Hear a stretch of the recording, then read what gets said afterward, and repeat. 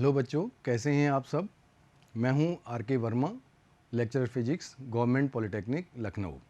और आज हम लोग पढ़ने वाले हैं इसमें पोलराइजेशन ऑफ लाइट। फिजिक्स का बहुत ही महत्वपूर्ण टॉपिक है पोलराइजेशन ऑफ लाइट।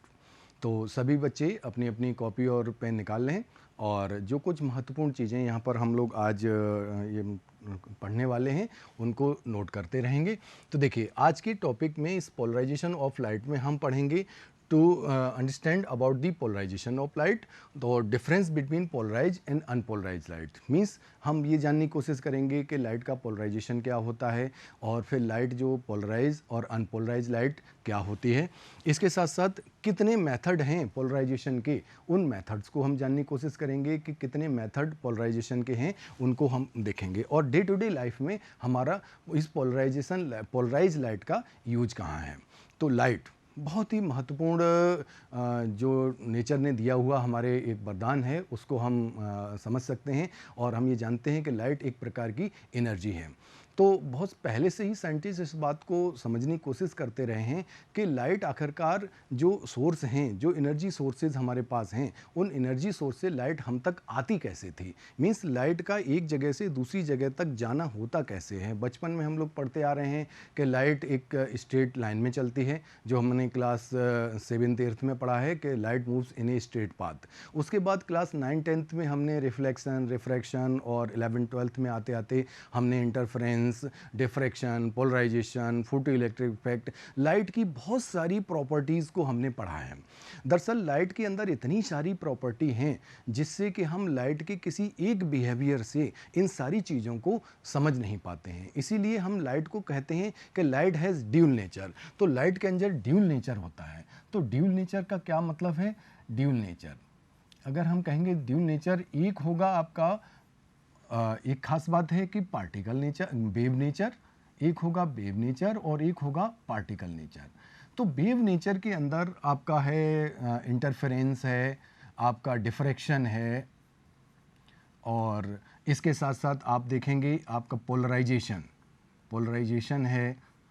और इधर पार्टिकल नेचर में आप देखेंगे फोटो इलेक्ट्रिक इफेक्ट, ये है।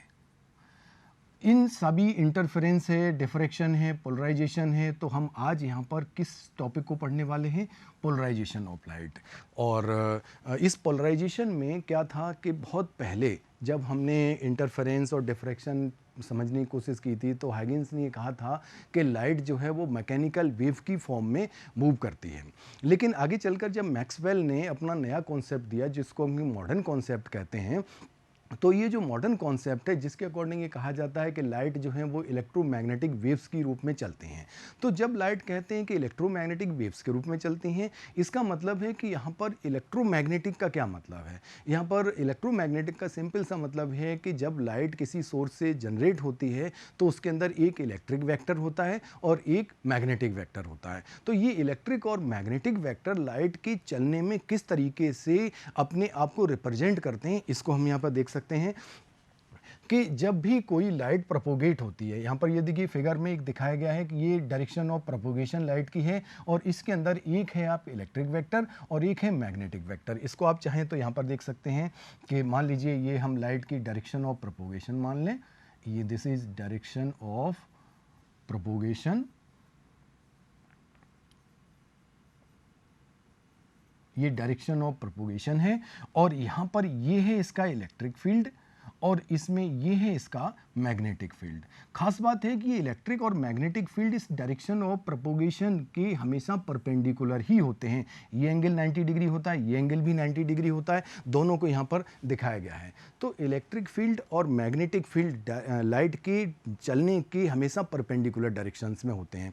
अब खास बात क्या है कि लाइट के अंदर एक, चूँकि इसका एक जो सबसे ज़्यादा बिहेवियर है वो है कि ये विजिबिलिटी हमारे अंदर पैदा करती है, यानी हमें विजिबल केवल चीज़ों को दिखाने के काम आती हैं। Light is a kind of energy which use to produce the sensation of vision, और ये जो सेंसेशन ऑफ विजन है वो मेन रूप से, आप बच्चों ध्यान देंगे कि ये इलेक्ट्रिक फील्ड वेक्टर की वजह से पैदा होता है। और इलेक्ट्रिक फील्ड वेक्टर की वजह से पैदा होता है, तो ये इलेक्ट्रिक फील्ड वेक्टर हमेशा लाइट चलने की परपेंडिकुलर डायरेक्शन में ही हमेशा वाइब्रेट करता है, क्योंकि लाइट इलेक्ट्रोमैग्नेटिक वेव्स हैं। और अगर ये कहेंगे किस तरह की वेव हैं, तो सबसे पहले इलेक्ट्रोमैग्नेटिक वेव्स, और इलेक्ट्रोमैग्नेटिक वेव के बाद ये ट्रांसवर्स नेचर शो करती हैं। यानी लाइट जो है वो हमेशा ट्रांसवर्स नेचर की होती है, जिसमें इलेक्ट्रिक वेक्टर लाइट चलने की हमेशा परपेंडिकुलर डायरेक्शन में वाइब्रेट करता है। अब जरा देखिएगा परपेंडिकुलर डायरेक्शन में वाइब्रेट करने का क्या है, तो बहुत ध्यान से समझने की कोशिश करेंगे कि मान लीजिए हम ये लाइट की डायरेक्शन ऑफ प्रोपगेशन मान लें और ये इसका इलेक्ट्रिक फील्ड वेक्टर मान लें, तो इलेक्ट्रिक फील्ड वेक्टर इस तरीके से ये हमेशा इस परपेंडिकुलर डायरेक्शन में वाइब्रेट करता है। अब ये केवल ध्यान देना होगा कि केवल एक ही परपेंडिकुलर डायरेक्शन नहीं होती है, ये भी हो सकती है, ये भी हो सकती है। अगर हम चाहें 360 डिग्री में ये सारी की सारी जो लाइट की डायरेक्शंस हैं, ये लाइट डायरेक्शन के परपेंडिकुलर डायरेक्शन में हो सकती हैं। इसका मतलब है इलेक्ट्रिक फील्ड वेक्टर के वाइब्रेशंस हमेशा सभी पॉसिबल 360 डिग्री के 90 डिग्री पर इस तरीके से होते हैं। इसको हम चाहें तो एक फिगर में देख सकते हैं। बहुत सारे डिफरेंट सोर्सेज लाइट के यहाँ पर दिखाए गए हैं। मान लीजिए इलेक्ट्रिक बल्ब है, ये कैंडल है, ये CFL है, LED है। इस तरीके के जितने भी हमारे पास लाइट सोर्सेज हैं, इन सभी में जो इलेक्ट्रिक फील्ड वेक्टर है उसके वाइब्रेशन लाइट चलने की डायरेक्शन के हमेशा परपेंडिकुलर डायरेक्शंस में होते हैं। जरा देखिएगा इस फिगर को आप ध्यान से देखेंगे तो ये आपको इलेक्ट्रिक फील्ड वेक्टर के वाइब्रेशंस दिखाए गए हैं, और लाइट चलने की डायरेक्शन हमेशा ये है। ये लाइट चलने की डायरेक्शन है और ये इलेक्ट्रिक फील्ड वेक्टर के वाइब्रेशंस हैं। तो ये इलेक्ट्रिक फील्ड वाइब्रेशंस हमेशा परपेंडिकुलर डायरेक्शंस में ही होते हैं। अच्छा, अब खास बात क्या है कि इस तरह की जो लाइट होती है जो कि नॉर्मल किसी भी सोर्स से आ रही होती है, जिसमें इलेक्ट्रिक वेक्टर के वाइब्रेशंस हमेशा परपेंडिकुलर डायरेक्शन में होते हैं, ऐसी लाइट को हम बोलते हैं अनपोलराइज्ड लाइट। तो देखेंगे कि ऐसी लाइट जो नॉर्मल लाइट है जिसमें इलेक्ट्रिक वेक्टर के कंपन सारी डायरेक्शंस में होते हैं, this is called the unpolarised light. अब खास बात यह है कि ऐसी कोई भी लाइट के अंदर, चूंकि हमने कहा कि ये विजिबिलिटी पैदा करती है, ये ग्लेयर पैदा करती है, ये इंटेंसिटी पैदा करती है, तो जब कोई भी नॉर्मल लाइट होती है उसके अंदर अगर वो अनपोलराइज है, अगर वो अनपोलराइज लाइट है, तो डेफिनेटली उसके अंदर ब्राइटनेस ज़्यादा होगी, क्योंकि उसमें सारे के सारे इलेक्ट्रिक फील्ड वेक्टर जो कि सभी पॉसिबल डायरेक्शंस में वाइब्रेशन कर रहे हैं, वो इलेक्ट्रिक फील्ड वेक्टर जो हैं वाइब्रेशन की वजह से उसकी इंटेंसिटी ज़्यादा होती है। अब अगर हम बात करें कि ये लाइट जब एक विशेष सिचुएशन में आती है, कब ये पोलराइज होती है, तो देखेंगे पोलराइजेशन ऑफ लाइट। पोलराइजेशन का क्या मतलब होगा कि ये जो लाइट, जो नॉर्मल अनपोलराइज लाइट है, जब किसी टूरमलीन पोलराइजर से गुजरती है। अब टूरमलीन क्रिस्टल क्या होता है, ये कुछ इस तरीके का एक क्रिस्टल है। ये एक ऐसा कंपाउंड है जिसके अंदर एक इसका जो ऑप्टिकल एक्सिस है वो सारे एटम्स का एक साथ इस तरह से अरेंजमेंट होता है कि इनके ऑप्टिकल एक्सिस सब एक दूसरे के पैरेलल हो जाते हैं। इसको आप ऐसे समझ सकते हैं कि एक टूरमलीन क्रिस्टल है, इसके एटम्स इस तरीके से अरेंज हैं कि इनके बीच में इनके ऑप्टिकल एक्सिस एक दूसरे के पैरेलल हो जाते हैं। अच्छा, ऐसे किसी भी टूरमलीन क्रिस्टल से जब कोई भी ऐसी अनपोलराइज लाइट, अब अनपोलराइज लाइट कैसी है कि इसके इलेक्ट्रिक फील्ड वेक्टर के वाइब्रेशंस सभी पॉसिबल डायरेक्शंस में होते हैं। अब ये अनपोलराइज लाइट जब इस पोलराइजर या टूरमलीन क्रिस्टल से पास होगी, जब टूरमलीन क्रिस्टल से पास होगी तो खास बात देखिएगा क्या होगा, ये यहाँ से पास होने के बाद केवल उन्हीं इलेक्ट्रिक वेक्टर्स को आपके अपने अंदर से बाहर जाने देगी जो कि इसकी लाइन के ठीक पैरेलल हैं, यानी इसकी ऑप्टिकल एक्सिस के ठीक पैरेलल होते हैं, उन्हीं वाइब्रेशंस को ये बाहर जाने देती है। ऐसी लाइट जो जिनमें इलेक्ट्रिक फील्ड वेक्टर के वाइब्रेशंस केवल और केवल एक डायरेक्शन में होते हैं, ऐसी लाइट कहलाती है polarize light. So this is unpolarize light and this is polarize light. तो ध्यान दीजिएगा, ये आएगी आपकी पोलराइज लाइट और ये हो गई अनपोलराइज लाइट। अब देखें, इलेक्ट्रिक फील्ड वेक्टर के वाइब्रेशंस केवल एक ही परपेंडिकुलर डायरेक्शन में ही नहीं हो सकते हैं। एक परपेंडिकुलर डायरेक्शन तो ये हो गई, एक परपेंडिकुलर डायरेक्शन ये भी हो सकती है। तो इस सारे वाइब्रेशंस को हम कैसे शो करेंगे, इसके वाइब्रेशंस को शो करने के लिए क्या होगा कि एक तो इस तरीके के वाइब्रेशन शो कर सकते हैं जहां वाइब्रेशन पैरेलल टू प्लेन यानी पैरेलल टू व्हाइट बोर्ड है, और यहां पर क्या है कि यहां वाइब्रेशंस जो है परपेंडिकुलर टू व्हाइट बोर्ड है। तो चाहे हम ऐसे शो करें और चाहे हम ऐसे से शो करें, दोनों ही लाइट ये प्लेन पोलराइज लाइट होते हैं। यहाँ पर ये वाली जो लाइट है वो है आपकी अनपोलराइज लाइट। तो I think you well known about the polarize and unpolarise light. तो polarized light, the light in which the electric field vector vibrate only in one direction and obviously the intensity of light reduce somehow. इसी तरीके से unpolarise light कौन सी होती है? Unpolarize light is the normal light where the electric field vector vibrate in all possible directions and the intensity of this unpolarize light is more normal. तो ये आपका हो गया पोलराइज लाइट और अनपोलराइज लाइट। अब देखिएगा, जब लाइट पोलराइज होती है तो इसमें एक दो प्लेन बनते हैं। एक वो प्लेन जिसमें के लाइट के इलेक्ट्रिक फील्ड वेक्टर के वाइब्रेशंस हो रहे हैं, एक वो प्लेन जिसमें लाइट जा रही है। अब देखिएगा ध्यान से कि लाइट जब प्रोपोगेट होती है तो लाइट के प्रोपोगेशन का तो ये प्लेन है, यानी ये वाला प्लेन तो लाइट के चलने का है। अब अगर वाइब्रेशन इस डायरेक्शंस में हो रहे हैं तो ये है प्लेन ऑफ वाइब्रेशन। तो एक होता है प्लेन ऑफ वाइब्रेशन और एक होता है प्लेन ऑफ प्रोपोगेशन। तो यहाँ पर यहाँ ध्यान से देखेंगे, ये फिगर में आप देख रहे हैं कि ये अनपोलराइज लाइट जब इससे टूरमलिन क्रिस्टल से जब ये पास हो रही है तो एक वो प्लेन जिसमें वाइब्रेशन हो रहे हैं, तो ये जो प्लेन ABCD आप देख रहे हैं ये है plane of vibration, plane of vibration है। और एक जिस डायरेक्शंस में यानी जिस प्लेन में लाइट मूव कर रही है वो है प्लेन ऑफ पोलराइज लाइट। तो जिस डायरेक्शन में लाइट चल रही है वो है प्लेन ऑफ पोलराइज लाइट और जहाँ वाइब्रेशन हो रहे हैं उनको हम बोल रहे हैं प्लेन ऑफ वाइब्रेशन। तो दो तरीके के प्लेन होते हैं और सबसे खास बात है बच्चों, इसको नोट कर लेंगे आप कि दोनों ही प्लेन एक दूसरे के परपेंडिकुलर डायरेक्शन में होते हैं। तो एक होता है plane of polarize light and plane of vibration. लाओ नेक्स्ट, मेथड ऑफ पोलराइजेशन, यानी लाइट को जब हम पोलराइज करना चाहेंगे तो कितने ऐसे तरीके हमारे पास होंगे जिसमें कि हम लाइट को पोलराइज कर पाएंगे। तो पहला एक, वैसे तो बहुत सारे मेथड हैं, जैसे अगर हम चाहेंगे तो एक है रिफ्लेक्शन मेथड, एक है रिफ्रैक्शन मेथड है, स्कैटरिंग मेथड है, और आपका इसके साथ ही साथ अगर स्कैटरिंग के साथ आप फ्रेजनल बाइप्रिज्म है, तो बहुत सारे ऐसे बहुत सारे मेथड हैं जो कि इस पोलराइजेशन ऑफ लाइट के लिए यूज किए जाते हैं। लेकिन हम यहाँ पर जो हमारे सिलेबस के अकॉर्डिंग हम देखेंगे तो दो सबसे महत्वपूर्ण हैं। पहला है पोलराइजेशन बाय रिफ्लेक्शन। रिफ्लेक्शन में क्या होता है कि अगर कोई भी लाइट किसी ट्रांसपेरेंट मीडियम, जैसे ये देख रहे हैं आपको डेंसर मीडियम, यानी अगर कोई ग्लास शीट ली गई है, इस ग्लास शीट के ऊपर अगर कोई भी लाइट, ऑर्डिनरी लाइट, अब ये देखिए जो ऑर्डिनरी लाइट है ये ऐसी लाइट है जिसको कि इलेक्ट्रिक फील्ड वेक्टर की वाइब्रेशन सभी पॉसिबल डायरेक्शंस में है। जब ये किसी इंटरफेस पे आके टकराती है और टकराने के बाद ये रिफ्लेक्ट हो जाती है और ये कुछ रिफ्रैक्ट हो जाती है, क्योंकि ये ट्रांसपेरेंट मीडियम है। तो ट्रांसपेरेंट मीडियम में ये कुछ रिफ्लेक्ट भी होगी और रिफ्रैक्ट होगी। अगर इन वेव्स को देखें, यानी इन रिफ्लेक्टेड रे को देखें और रिफ्रैक्टेड रे को देखें, तो ये दोनों ही रिफ्रैक्टेड और रिफ्लेक्टेड रे की जो डायरेक्शंस है वो इस बात पर डिपेंड करेगी कि इंसिडेंट लाइट रे का एंगल ऑफ इंसिडेंस क्या है। तो इस संबंध में ब्रिस्टर्स ने एक लॉ दिया था और ब्रिस्टर ने ये कहा कि अगर हम इंसिडेंट लाइट के जो एंगल ऑफ इंसिडेंस है, अगर हम इसको इस तरीके से सेट करें, इस तरीके से सेट करने का मतलब एक पर्टिकुलर वैल्यू पर अगर ये इंसिडेंट लाइट आए तो रिफ्लेक्टेड लाइट तो पूरी तरह से प्लेन पोलराइज लाइट हो जाती है, और जो रिफ्रैक्टेड है वो लगभग अनपोलराइज और पार्शियल पोलराइज होती है। मीन्स क्या है कि अगर हम एंगल ऑफ इंसिडेंस को इस तरीके से सेट कर लें कि एक पर्टिकुलर वैल्यू पर ये एंगल ऑफ इंसिडेंस पर जो रिफ्लेक्टेड लाइट है वो ऑलमोस्ट प्लेन पोलराइज हो जाती है। अब एक खास बात देखिएगा, ये जो प्लेन पोलराइज लाइट है इसमें वाइब्रेशन जो है वो व्हाइट बोर्ड के परपेंडिकुलर डायरेक्शंस में है।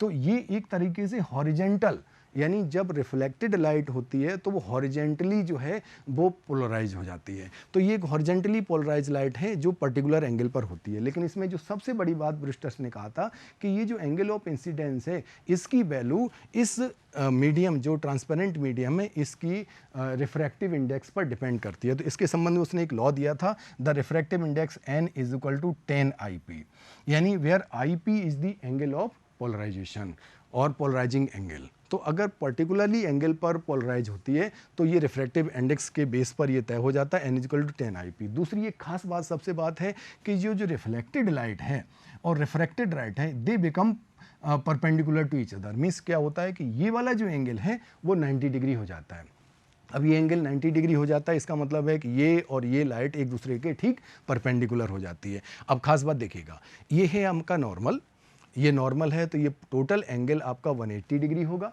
और जब ये 180 डिग्री होगा तो ये एंगल जो कि रिफ्लेक्टेड एंगल है आर, जिसकी वैल्यू रिफ्लेक्शन लॉ से आई पी के बराबर होगी। और यहाँ पर अगर आप देखें जो रिफ्रैक्टेड एंगल है आर, अगर हम आई पी और आर मिलकर के अगर 90 डिग्री कर देते हैं तो डेफिनेटली ये एंगल भी 90 डिग्री हो जाएगा। यानी रिफ्लेक्टेड और रिफ्रैक्टेड रे अगर 90 डिग्री पर आ जाते हैं तो ये जो है वो कहलाता है जो है ब्रिस्टर्स लॉ। तो ब्रिस्टर्स लॉ के अकॉर्डिंग n इक्वल टू 10 पाई। अब जरा इसको हम समझने की कोशिश करेंगे। यहाँ पर अगर हम यहाँ पर स्नेल्स लॉ लगा दें, जैसे sine I P upon sine R is equal to N लगा दें, ये पहला इक्वेशन। और अगर हम ब्रिस्टर्स लॉस के अकॉर्डिंग करें तो sine I P upon cos I P is equal to N. तो ये दोनों इक्वेशंस देखिएगा, राइट हैंड साइड दोनों की सेम है तो लेफ्ट हैंड साइड भी सेम हो जाएगी। और इसके अकॉर्डिंग से अगर हम ये कहेंगे that sine I P upon sine R is equal to sine I P upon cos I P. I P cancel हो जाएगा, then it is sine R is equal to cos I P. Cos I P को हम चाहें तो ये लिख सकते हैं that sine 90 minus I P. अब ये cos I P sine 90 minus theta, आप देखते हैं कॉस थीटा हो जाएगा, तो यहाँ साइन साइन कैंसिल हो जाएगा। Then R can be written as 90 minus I P and equal to I P plus R is equal to 90 degree. This I P plus R is equal to 90 degree means देखिएगा ये और ये angle मिलकर अगर 90 degree हो जा रहे हैं तो ये एंगल भी 90 डिग्री हो जाएगा। तो रिफ्लेक्टेड लाइट और रिफ्रैक्टेड लाइट दोनों ही एक दूसरे के परपेंडिकुलर हो जाते हैं। और इस तरीके से एक ये मेथड है जहाँ पर लाइट हमें प्लेन पोलराइज मिलती है। दूसरा मेथड देखते हैं, polarization of light by scattering. आप सभी जानते हैं स्कैटरिंग ऑफ लाइट, जब लाइट को हम किसी ऐसे मीडियम से पास करते हैं जहां पर के बहुत सारे स्मॉल छोटे छोटे पार्टिकल्स जैसे स्मोक हैं, डस्ट पार्टिकल हैं, तो लाइट क्या होती है उनसे टकराने के बाद स्कैटर्ड हो जाती है। ये जो स्कैटर्ड लाइट है इस बात पे डिपेंड करती है कि जो इंसिडेंट लाइट है उसका वेवलेंथ क्या है और जो पार्टिकल है उसका साइज क्या है। अगर ये इंसिडेंट लाइट अनपोलराइज है जिसमें इलेक्ट्रिक फील्ड वेक्टर के वाइब्रेशंस सभी पॉसिबल डायरेक्शंस में हैं, और जब ये किसी ऐसे मीडियम से होती है जहाँ पर वहाँ बहुत छोटे छोटे मॉलिक्यूल्स होते हैं, तो ये मॉलिक्यूल्स इस लाइट को स्कैटर्ड करते हैं। बहुत क्लास 10th में आपने पढ़ा था कि जिस लाइट का वेवलेंथ कम होता है उसकी स्कैटरिंग सबसे ज़्यादा होती है। तो अगर हम विव गेऑर्ग के अकॉर्डिंग पूरे स्पेक्ट्रम को देखेंगे तो इसमें जो वॉयलेट कलर है, ब्लू कलर है, उसकी वेवलेंथ सबसे कम होगी। तो क्या होगा कि यहाँ से स्कैटरिंग इस लाइट का यानी ब्लू कलर की लाइट का सबसे ज़्यादा स्कैटरिंग होगी, और ठीक 90 डिग्री पर जो लाइट स्कैटर्ड होती है वो ऑलमोस्ट प्लेन पोलराइज लाइट हो जाती है। तो जो प्लेन पोलराइज लाइट स्कैटर होकर के 90 डिग्री पे आती है, वैसे स्कैटरिंग तो बहुत सारी डायरेक्शंस में आप देख रहे होगा, बट ये वाली जो लाइट जो ठीक 90 डिग्री पे होती है वो ऑलमोस्ट प्लेन पोलराइज हो जाती है। तो हमारे पास दो मेथड हो गए हैं पोलराइज लाइट ऑब्टेन करने के, पहला है रिफ्लेक्शन, दूसरा है स्कैटरिंग। नेक्स्ट देखते हैं, इस पोलराइजेशन के लिए बहुत ही महत्वपूर्ण है law of Malus. Malus law पर डेफिनेटली एक क्वेश्चन आता है, तो आप लोग इसको बहुत ध्यान से पढ़िएगा, क्योंकि मेलस लॉ से एक न्यूमेरिकल आप समझेंगे इसमें पॉलिटेक्निक में श्योर मिलता है। मेलस लॉ को समझने के लिए अगर हम देखते हैं कि ये एक्चुअली पहले समझेंगे कि ये है क्या। मेलस लॉ इस बात को जस्टिफाई करता है कि कोई लाइट जो है पोलराइज है या नहीं, और अगर वो पोलराइज है तो उसकी इंटेंसिटी किस हद तक कम होगी, यानी किस degree of reduction of the intensity, इसको हम डिटरमाइन करने की कोशिश करेंगे मेल्स लॉ के आधार पर। तो मेल्स लॉ इसी संबंध में है, तो उसको ज़रा समझने की कोशिश करेंगे कि मान लीजिएगा कि दो टूरमलीन क्रिस्टल, इस तरीके से दो टूरमलीन क्रिस्टल को हम एक दूसरे के पैरेलल ले लेंगे। इस तरीके से दो टूरमलीन क्रिस्टल हो गए, इस पर एक कोई अनपोलराइज लाइट, कोई भी अनपोलराइज लाइट जो जिसकी इंटेंसिटी मान लीजिए हम आई कह दें, जब ये इंटेंसिटी आई की लाइट पहले पोलराइज से बाहर निकलेगी, ये टूरमलीन क्रिस्टल से बाहर निकलेगी, तो ऑब्वियसली ये प्लेन पोलराइज हो जाएगी। इस तरीके से ये प्लेन पोलराइज हो जाएगी। ये लाइट प्लेन पोलराइज हो जाएगी। तो पहला टूरमैलिन क्रिस्टल क्या कर रहा है, ये पहला टूरमैलिन क्रिस्टल केवल लाइट को पोलराइज कर रहा है, इसलिए हम इसको बोलते हैं पोलराइजर। इसको हम नाम देंगे पोलराइजर। अब दूसरा टूरमैलिन क्रिस्टल अगर दोनों को एक दूसरे के पैरेलल रख दिया जाए, पैरेलल रखने का मतलब है कि पहले टूरमैलिन क्रिस्टल के जो ऑप्टिकल एक्सिस हैं दूसरे टूरमैलिन क्रिस्टल के ऑप्टिकल एक्सिस के ठीक पैरेलल हैं, तो सारे के सारे जो इलेक्ट्रिक फील्ड वाइब्रेशंस जो इसके पैरेलल हैं वो सारे के सारे इससे भी पास हो जाएंगे, और इस तरीके से जो लाइट की इंटेंसिटी आपको यहाँ मिल रही है वो सारी की सारी लाइट की इंटेंसिटी यहाँ पर भी मिलेगी। अब देखिएगा दूसरी बात, अगर हम सेकेंड टूरमैलिन क्रिस्टल को थोड़ा सा रोटेट करें, ध्यान देंगे बच्चों कि अगर हम सेकेंड टूरमैलिन क्रिस्टल को थोड़ा सा रोटेट कर दें, थोड़ा सा रोटेट करने का मतलब है कि जब इन दोनों के बीच एंगल किसी एक विशेष एंगल पर आ जाए तो क्या फ़र्क पड़ेगा। अगर हम इस दोनों को रोटेट करें तो देखिए क्या होगा कि एक आपका ये पहला टूरमैलिन क्रिस्टल, दूसरे वाले को हमने क्या किया कि कुछ इस तरीके से किसी दूसरे एंगल पर कर दिया, जैसे ये देखिएगा, तो क्या होगा कि जो नॉर्मल लाइट है ये नॉर्मल लाइट यहाँ से गुजरेगी, यहाँ तक तो ये प्लेन पोलराइज है, और आगे चलकर चूंकि इसका एंगल इसके साथ एक विशेष एंगल पर ये झुक गया है तो बाकी के वाइब्रेशंस को ये रोक लेगा, और जब वाइब्रेशन को रोक लेगा तो ओबियसली यहाँ डार्क हो जाएगा। यहाँ तो ब्राइटनेस पूरी है लेकिन यहाँ डार्क हो गया, तो ये क्या कर रहा है, जो दूसरा टूरमैलिन क्रिस्टल है ये पहली लाइट को ये जज कर रहा है कि ये पोलराइज है या नहीं, इसलिए इस दूसरे वाले को हम बोलते हैं ये है एनालाइजर और ये है पोलराइजर। तो अगर एनालाइजर और पोलराइजर दो टूरमैलिन क्रिस्टल को एक दूसरे के पैरेलल रख करके देखेंगे तो लाइट की इंटेंसिटी, ट्रांसमिट लाइट की इंटेंसिटी मैक्सिमम मिलेगी। अगर इन दोनों के बीच थोड़ा सा एंगल कर देंगे तो ट्रांसमिट लाइट की इंटेंसिटी इफेक्ट करेगी। तो इसी संबंध में मेल्स ने लॉ दिया था कि the intensity of transmit light, you can say that IT is directly proportional to cos square theta. What is theta here?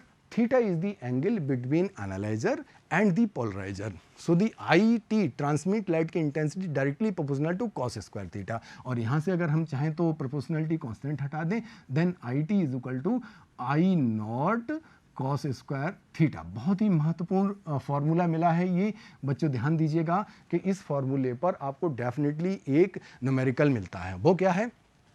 IT is equal to I not cos square theta. अगर हम theta की value 0 degree कर देंगे तो obviously cos theta आपका 1 हो जाएगा, then IT की वैल्यू मैक्सिमम हो जाएगी। और अगर थीटा की वैल्यू मान लीजिए 90 डिग्री कर दी जाए तो IT डेफिनेटली 0 हो जाएगा। इस तरीके से हम इसकी वैल्यू को निकाल सकते हैं। अब जो पोलराइज लाइट है उसका यूज हम कहाँ कहाँ करते हैं, क्योंकि लाइट तो पोलराइज हो गई, तो आप ये देखिए अक्सर आपने क्रिकेटर्स को देखा होगा वो गॉगल्स पहने रहते हैं, और ख़ास बात होती है जब कैच कर रहे होते हैं तो लाइट, सनलाइट की ग्लेयर को कम करने के लिए वो गॉगल्स पहनते हैं। इसी तरीके से आप ये देखेंगे कि जो फोटोग्राफर्स होते हैं, जो फोटोग्राफर्स हैं वो क्या करते हैं कि उनके आगे जो कैमरा होता है, कैमरे के आगे वो कुछ एक पोलराइड लगा देते हैं। वो जो पोलराइड है वो क्या करता है, एक्चुअली 2 सीट पोलराइडर सीट होती हैं, उन सीट को हम एक दूसरे के क्रॉस करके लगाते हैं। तो यही काम चाहे वो गॉगल्स में हो, चाहे फोटोग्राफिक में हो, इवन आप माइक्रोस्कोप की बात करें तो उससे भी फोटो लेते हैं, तो उस ग्लेयर को कम करने के लिए लगाते हैं। तो एक विशेष रूप से ऑर्गेनिक कंपाउंड होता है हर्फेथाइट, उसको हम क्या करते हैं, नाइट्रोसोल्यूलोज के ऊपर एक फिल्म बना देते हैं और उस फिल्म के ऊपर उसको जो है पेस्ट करके एक सैंडविच बनाते हैं। इसको हम क्या करते हैं, गॉगल्स की तरह यूज करते हैं। इसी तरीके से इसका और ज़्यादा यूज किया जाता है हमारे व्हीकल्स में भी। व्हीकल्स में क्या होता है कि ड्राइवर के साइड में जो आपका ग्लास जो फ्रंट पे लगा होता है, सामने से अगर रात में कोई व्हीकल्स आता है तो उसकी लाइट हमारे सामने वाले ड्राइवर के ऊपर पड़ती है। अगर वह पूरी की पूरी ग्लेयर पैदा हो जाए तो ड्राइवर को सामने के व्हीकल्स को देखने में मुश्किल पैदा होती है और एक्सीडेंट के चांस आते हैं। तो हम क्या करते हैं कि एक ड्राइवर और दूसरे ड्राइवर को हम क्या करते हैं, राइट साइड में उसका थोड़ा सा जो टूरमैलिन क्रिस्टल से हम एनालाइजर और पोलराइजर को थोड़ा 45 डिग्री पर हम उसको रोटेट करके रखते हैं, जिससे क्या होता है कि सामने और दोनों व्हीकल्स को क्रॉस करके एक दूसरे की इंटेंसिटी को न्यूट्रलाइज कर देते हैं। अब जरा एक इसमें प्रॉब्लम देखते हैं, क्या है। The intensity of incident light is 20 watt per metre square on a polarizer and analyser between analyser and polarizer is 30 degree, determine the density of transmitting light. तो ऑब्वियसली आप देख सकते हैं कि एनालाइजर और पोलराइजर के बीच एंगल 30 दिया है और इंसिडेंट लाइट की intensity 20 watt per metre square दी है। तो आई की वैल्यू तो हो गई 20 watt per metre square. Okay, अगर हम ये कहें कि जो आई नॉट है, आई नॉट हमेशा आई का हाफ हो जाता है, तो हो जाएगा 20/2 10 वाट पर मीटर स्क्वायर। अब हम फॉर्मूला लगा दें, then I T is equal to I not cos square theta, और यहाँ से आ जाएगा आई नॉट की वैल्यू 10 हो गई और ये कॉस थीटा की वैल्यू 30 डिग्री दी गई है, तो देन कॉस स्क्वायर 30 डिग्री। तो ध्यान दीजिएगा 10 कॉस स्क्वायर कॉस थीटा 30 √3/2 है, इसका स्क्वायर करेंगे तो obviously the I T it is equal to 10 × 3/2 watt per metre square. तो ये जो है वाट पर मीटर स्क्वायर हो जाएगी, ये ट्रांसमिट इंटेंसिटी की वैल्यू हो जाएगी। आप आसानी से जो है ट्रांसमिट इंटेंसिटी की वैल्यू को निकाल सकते हैं। तो जो है ये आपका हो गया ट्रांसमिट इंटेंसिटी की वैल्यू और ये आपका प्रॉब्लम हो गया। तो बच्चों देखिएगा आज की डेट में हमने क्या क्या पढ़ा। आज की डेट में हमने पढ़ा कि लाइट कैसे पोलराइज होती है, लाइट पोलराइज लाइट और उसके बाद पोलराइज और अनपोलराइज लाइट के बीच का डिफरेंस। तो पोलराइज लाइट क्या होती है? पोलराइज लाइट वो जहाँ पर उसमें इलेक्ट्रिक फील्ड वेक्टर के वाइब्रेशंस केवल और केवल एक परपेंडिकुलर डायरेक्शंस में होते हैं। अनपोलराइज लाइट वो जहाँ पर इलेक्ट्रिक फील्ड वेक्टर के वाइब्रेशंस जो हैं सभी पॉसिबल डायरेक्शंस में होते हैं। सभी पॉसिबल डायरेक्शन का मतलब है कि अनपोलराइज लाइट जहाँ पर जहाँ पे ग्लेयर ज़्यादा होता है। जब लाइट पोलराइज हो जाती है, टूरमैलिन क्रिस्टल से पास होती है, ओबियसली उसकी इंटेंसिटी रिड्यूस हो जाती है। नॉर्मल केसेस में ये हाफ हो जाती है। ज़्यादातर जितनी भी लाइट हमारे पास रिफ्लेक्शन से आती है, क्योंकि ब्रिस्टर्स लॉ के अकॉर्डिंग जो रिफ्लेक्टेड लाइट है वो पर्टिकुलर एंगल पे तो पूरी तरह से पोलराइज हो जाती है, लेकिन अगर हम नॉर्मल भी बात करें तो वो पोलराइज लाइट ही मिलती है। तो ऐसी लाइट पोलराइज लाइट हो जाती है। उसके बाद हमने पढ़ा कि स्कैटरिंग से पोलराइजेशन और मेल्स लॉ में हमने पढ़ा I is equal to I not cos square theta, जहाँ थीटा जो है वो एनालाइजर पोलराइजर के बीच का एंगल है। तो इस तरीके से आज हमारा एक बहुत महत्वपूर्ण टॉपिक पूरा होता है जिसको हम पोलराइजेशन ऑफ लाइट कहते हैं। इसी के साथ आज ये पूरा होता है। थैंक यू बेटा।